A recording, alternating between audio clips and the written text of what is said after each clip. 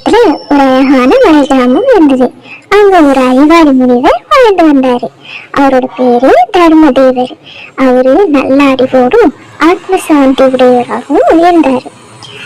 கிராம மக்கள் எல்லாருமே அவர்கிட்ட வந்து அவங்களோட பிரச்சனையெல்லாம் சொல்லுவாங்க. அவரும் ஒரு நல்ல அறிவுரை சொல்லி தீர்த்து வச்சிருவாரு.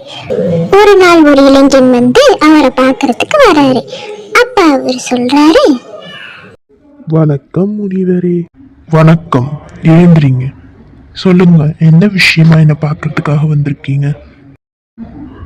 முனிவரே, நான் என்னோட வாழ்க்கையில நிறைய சிரமம் மட்டும்தான் பார்த்துருக்கேன். எதையுமே சாதிக்க முடியல முனிவரே.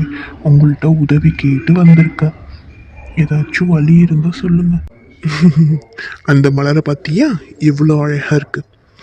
ஆனா அது வளர்றதுக்கு சிறிய மழையும் சூரிய மொழியும் தேவைப்படும். ஆனால் அதே நேரத்தில் அது வலிமையாக வேரோட வளர்றதுக்கு அதுதான் பொறுமையோடையும் விடாமுயற்சியோடையும் செயல்பட்டாதான் அது வலிமையாக வளரும். அதே போல தான் நீயும் உன்னோட வாழ்க்கையில் பொறுமையுடனும் விடாமுயற்சியோடையும் உழைக்கணும். அப்படி நீ உழைச்சா நீ நினச்சது கண்டிப்பாக கிடைக்கும்.